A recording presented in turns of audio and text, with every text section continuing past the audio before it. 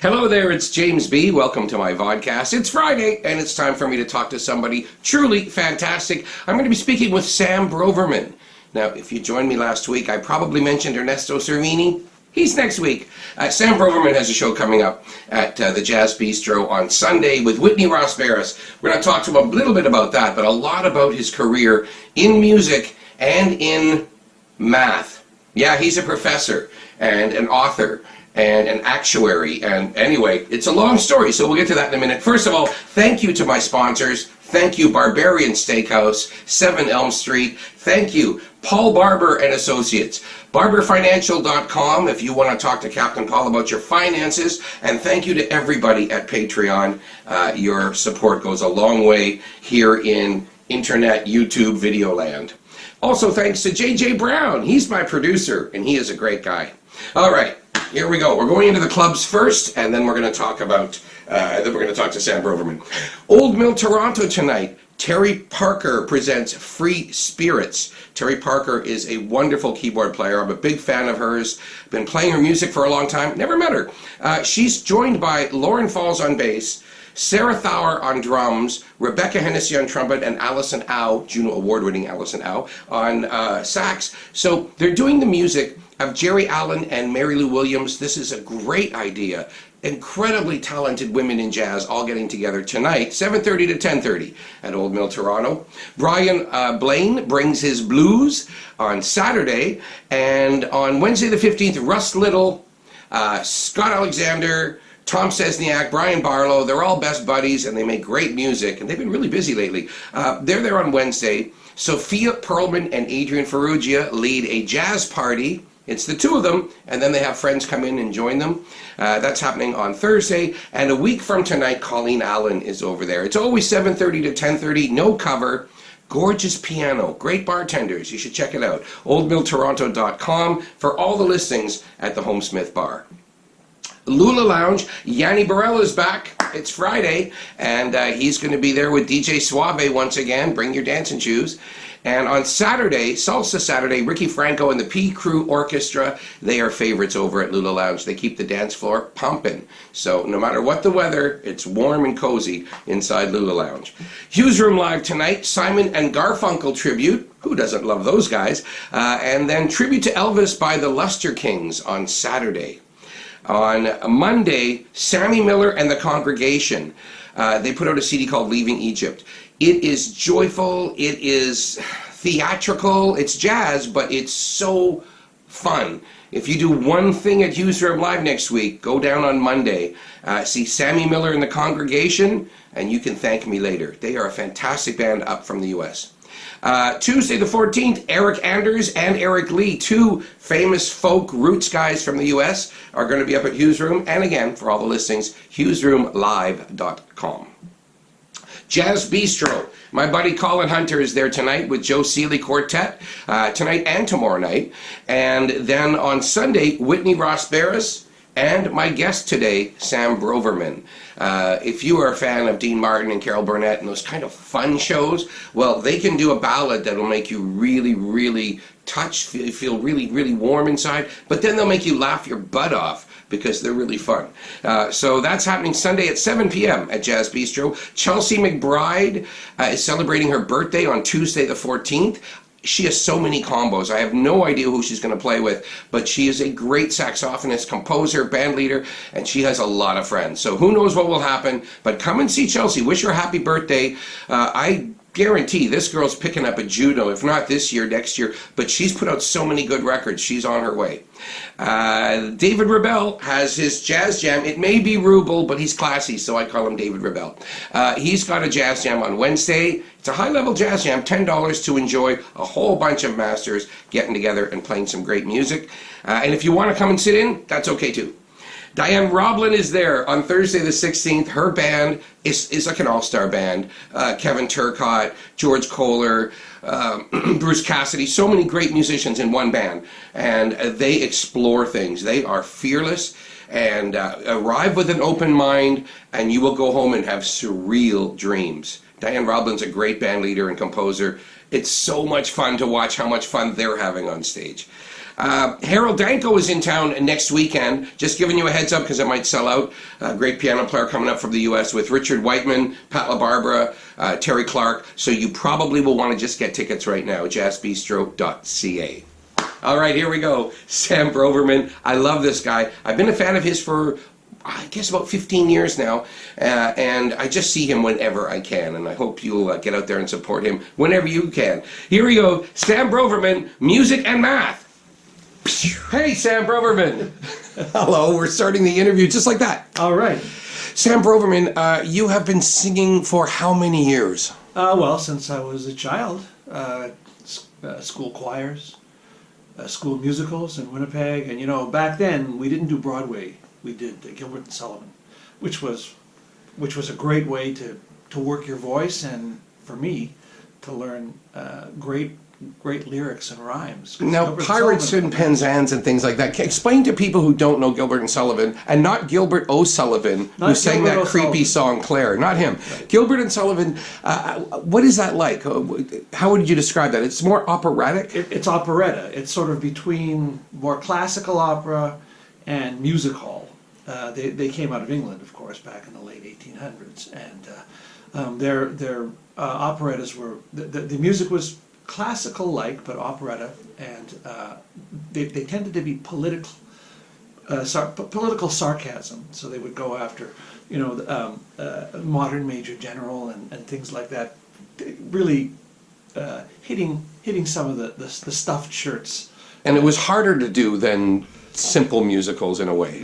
Well, harder to do. Maybe they had to be more careful about what they said because of the you know, the morality, the climate, the political climate, and so on. But they were tremendously popular, and of course they were popular well into the 20th century. That was the go-to thing for go-to musical for amateur groups and so on. And but for amateurs, wouldn't it also be difficult? It's difficult to tell the story you want because of the times, and isn't it also more difficult to actually sing because it's more like opera than the music could be challenging, but you know, back in the earlier part of the 20th century, I think music education was more important in the schools. More time was spent on it. Every school had choirs at every level. You know, kids were better instructed in music than maybe they are now in general in public school. Yep. So you were one of the lucky ones back then, in a way. Well, I also had a family that was musically inclined. My mom was a piano teacher, and so I learned to read and play music at a fairly early age. When did you start working your way into the Great American Songbook? Well, I guess that really happened when I was into my 20s. I started to do some more professional work in Winnipeg. I did a couple of TV shows. Well, I wouldn't say Hymn Sing was Great American Songbook. I was a chorus member. Some of our viewers might, of a certain age, might remember Hymn Song, the TV show Hymn Sing, which was nationally televised. Hymn Sing. You also in Winnipeg. Maybe you can describe what it was like, because there's a lot of arts in Winnipeg, even though maybe the average person doesn't understand. Yeah, Winnipeg. You know. It seemed to punch above its weight in many ways. Culturally, they had the Winnipeg Symphony. Well, a lot of places have symphony. The Royal Winnipeg Ballet was a very prominent dance company nationally and internationally. Manitoba Theatre Centre, where John Hirsch kind of started it, and then he came to Stratford. So he really established a strong professional theatre presence in Winnipeg. And of course the pop and rock clubs, scene and jazz scene. I had a crazy time there playing rock music way back in the 90s. Yeah. Although Neil Young was born here, but he developed his band chops in Winnipeg, and just not long after he left Winnipeg is when he went to LA, and that's when things really started to happen. Lenny Breau, of course, who played with your good friend, our good friend Don Franks for years. Winnipeg was really a strong, formative place for the Guess Who. Guess Who, right? Who's some of whose members are still prominently playing. So when did you move to Toronto? Came to Toronto in 1976, along with the music that I spent a lot of time on in Winnipeg. I also studied mathematics, and I got a PhD in math. And I graduated in 1976 and got a postdoctoral fellowship, 2-year fellowship in math at University of Toronto. So that's what brought me here. And I was here for a couple of years, and then came time to look for a real job. No longer, fellowship and hanging on, but a full-time academic position. And I had a few opportunities, but the one that I was still pretty young. I was 27, 1978, and still adventurous. And my wife and I, Sue, went to Austin, Texas, where we lived for a couple of years, which had its own fantastic music scene, already well developed. And Keep it weird in Austin. Keep it weird, yeah. And it was right around that time, just maybe a year or two after we arrived, that the South by Southwest began. So we were there just right at the beginnings of that. But when we were there, of course, well, it's still a terrific music scene. It was a great country music scene. Austin City Limits was going strong, and it was a great place to be for a while. So you got back to Toronto, and did you start, when you came back here, did you go to U of T to teach? Yeah. So the reason I had a regular academic faculty position at University of Texas at Austin, and I was there for a couple of years, and then a job came open here, and they recruited me, and I'd had fond memories of Toronto, and seriously considered it, seriously enough to accept the job, and we came back here. We've been here since 1980, and it was a great decision. Texas would have been an interesting place to live and stay. I don't have anything. There wouldn't have been anything wrong with staying there, but I'm also glad that I made the decision to come back. So you and Sue, your wife, you were together in Winnipeg? We met in Winnipeg. Wow. We came to Toronto together in '76. We got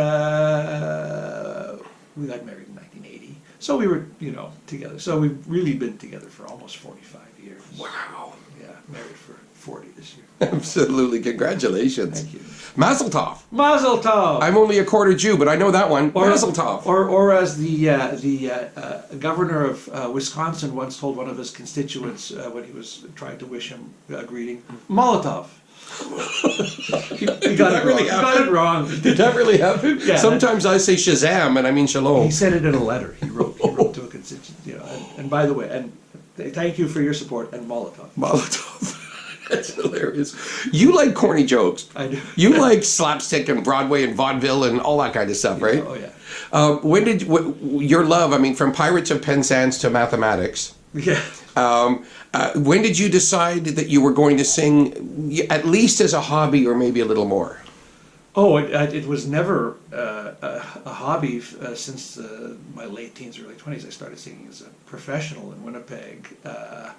And by the time I was 20, for sure, I joined Actuary. I had to join Actuary to be on some CBC nationally televised programs. So, and I worked, I did cabaret singing and so on. I have to say there was always a bit, conflict isn't the right word, but two separate lives, my musical life and my academic mathematical life. And even back when I was a graduate student and I would be pulled to doing music gigs and so on versus the time I had to spend on my academic work, my thesis advisor said, Sammy, you have to make a decision. You got to decide, are you going to pursue music or are you going to pursue mathematics? And I didn't want to make that decision because I wanted to pursue both. And you never did. I never did make a decision other than to pursue both. So I've done that ever since. And in fact, when I was just before I entered graduate school to do a PhD in maths, I applied to the Manitoba Faculty of Music, and so I was accepted into both faculties, into the Faculty of Music and into the PhD program in math, and I wanted to do both. And the university would not let me do both. So I chose to do graduate studies in mathematics and spend as much time as I could on music without a formal. Did you sing in Austin, Texas?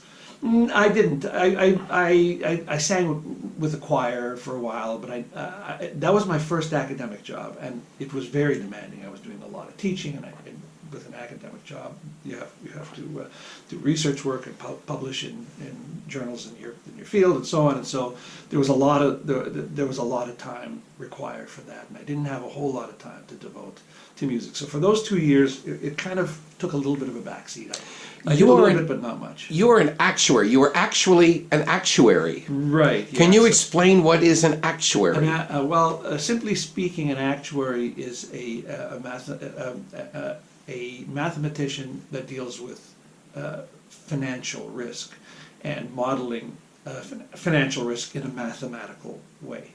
So whether that's insurance risk mainly or investment risk, and models are developed mathematically. Not Las Vegas gambling. Probability, of course, is an important aspect. If you're looking at developing a model for insurance, you have to analyze what are the chances and likelihoods and probabilities of survival and so on, and factor that into the calculations to determine what's the cost involved versus the benefit that's going to be paid out. So there's a lot of mathematics, in particular probability, and I noticed that I don't know how well we date these. You date these. Well, this will be online forever. But, so. Yeah, of course. But today, Lotto Max prize is $70 million.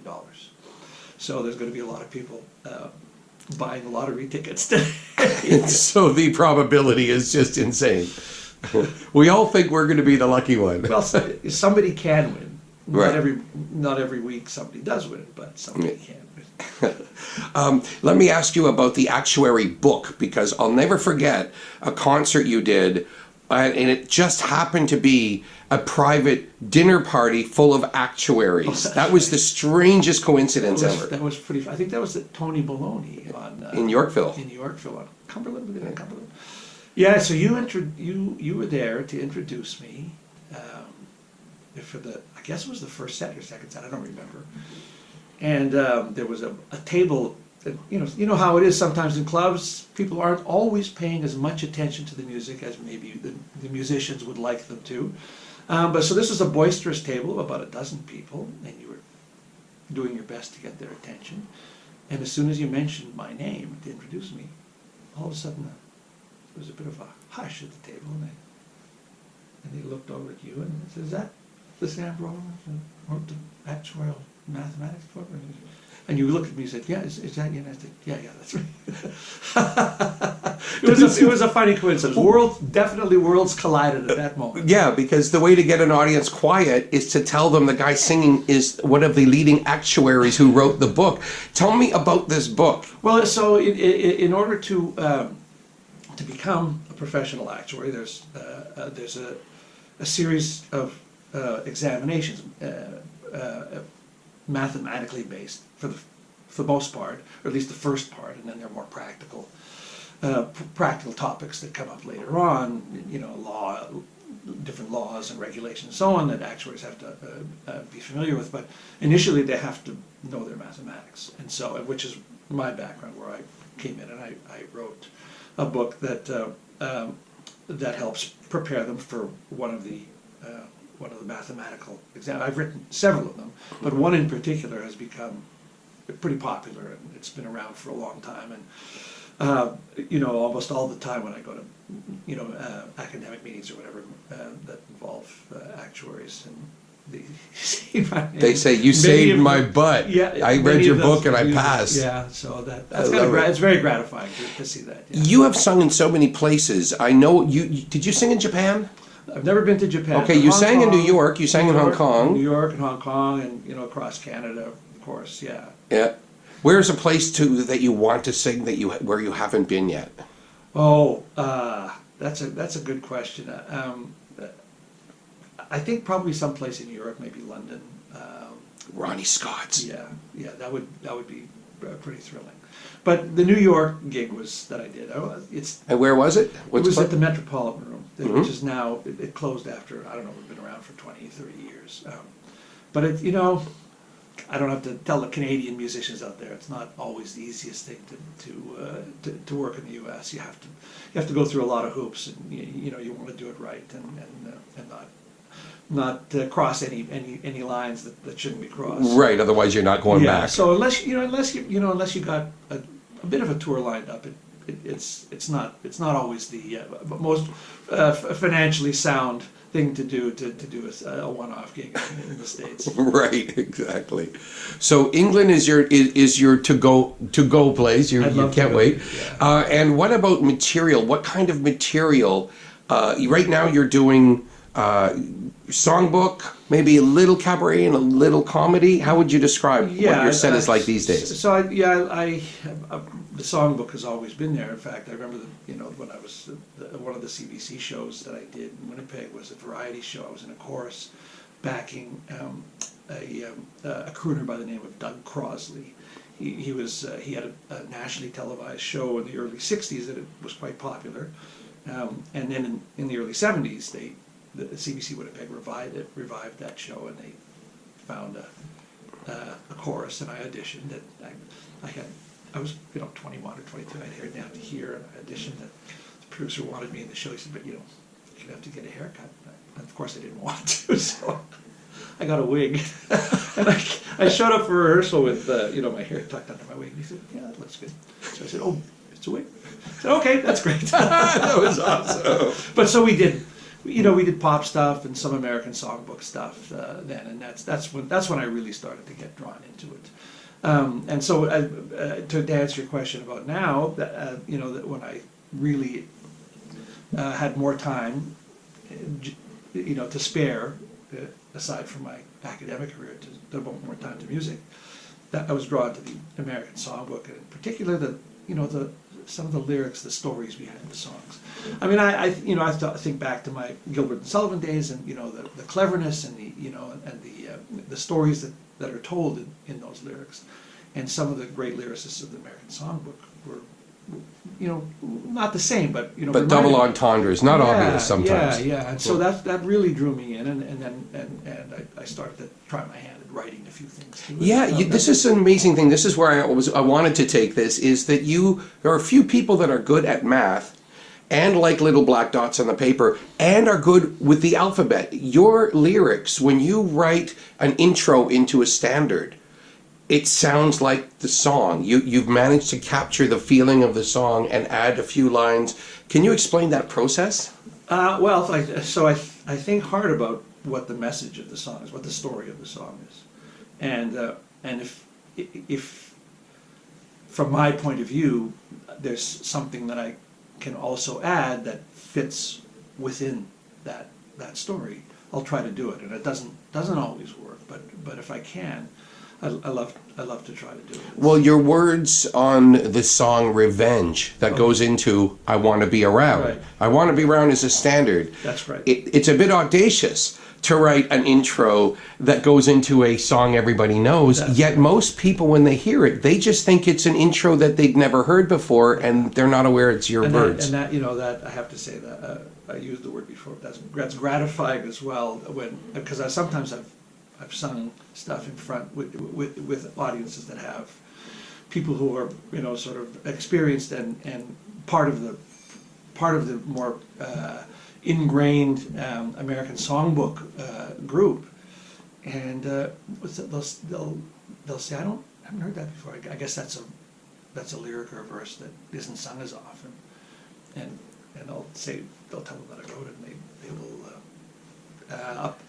comment that it fits very well. So. Right, you fooled them. Yeah, well, my intention is not to fool anybody. My intention is just to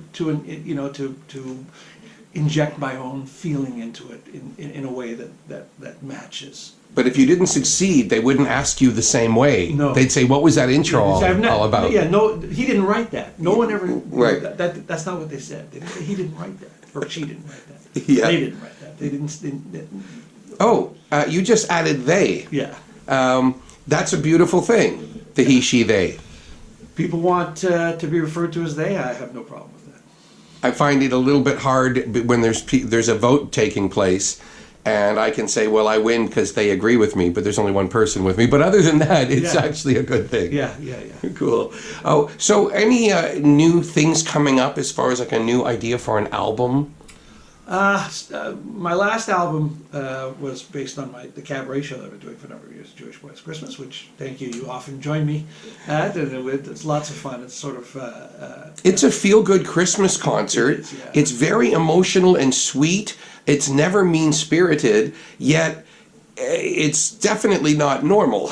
Right. Your Jewish Boys Christmas. It's something truly unique. It's evolved quite a bit. We just did the 8th one a few weeks ago, or last month in December, and it started out basically as a celebration, maybe isn't the right word, but just as a recognition of all of the so many of the great seasonal songs that were written by Jewish songwriters, and then it kind of morphed into more of a fun and comedy thing, and I started writing some of my own stuff, and just injecting a little more humor, and that this is a time of year where everybody feels good, and we can all feel good together, and enjoy it, and not. I mean, part of my thing, especially when it comes to music, is to try not to take myself too seriously. That doesn't mean that I don't take the music seriously, but there's the person, and then there's the music, and I try not to take myself too seriously. Is there a chance you do a record with Whitney Ross Barris? The two of you have done so many incredible songs together. Yeah, we actually haven't talked about that explicitly, but it's it's in the back of my mind, and she is such a talented singer and interpreter of songs. She does a killer Tom Waits show. She's a great interpreter of Tom Waits, and we actually do a Tom Waits duet together. I Never Talk to Strangers. That's so much fun. I'm so glad that she introduced me. So I feel very privileged that she sings with me, quite honestly. And so, well, both of you guys have the same thing where you could take this into hammy theatrical land, but you stay just shy of it. You walk that line between really good jazz, but also way more playful and theatrical, but not musical theater, and not going overboard. Always servicing the song first. Right. Yeah. Yeah. Well, I mean, she has such a terrific musical sense, but also a fantastic sense of humor. If you read some of the stuff she sometimes posts on Facebook, it's pretty hilarious. And she writes songs as well. So one thing we haven't done is written anything together. Oh, that'll be fun. That would be fun. 2020. So I would love to pursue that a little further. Are you listening, Whitney? Yeah. And also, you guys could play together forever because you're both in perfectly functioning relationships. So you guys can be pals forever. Right. It won't be Sonny and Cher, Ike and Tina, or any of that other stuff. That's right. That's right. And also the fact that I'm, her father's age also. What? I'm her father's age. Oh, that doesn't show on stage. She's mature and you're young at heart, so it doesn't show. Yeah, okay, that's good. Okay, so one last little bit. Looking into the future, thinking about all the stuff you've done, what knowledge could you pass on to somebody who's thinking they might want to fill in your shoes in the artistic way of pursuing music? Yeah, the first thing that comes to mind is for a person to do their best at honestly interpreting the music that they're performing, honest to them. Have to I think think hard about what it means to them and what meaning they want to get through. I remember I took this workshop over 10 years ago. It was a cabaret workshop, but one of the things that was hammered over and over and over again is when you're learning a new song, you just focus so hard on the lyric, write it out, don't type it out, write it out handwritten several times, read it to yourself, think about what the message is and what you're trying to say and what it means to you and what meaning you want to get across. So if it's a singer for a song, that's important. I mean, you hear a lot of times you hear somebody and they're singing and they're just throwing the lyrics away. Jazz can be like that. You turn the lyric into scat and so on, and that's certainly a valid way of of presenting a tune. But for someone who is maybe crooning or whatever, actually conveying the message of the song, right? That's very important.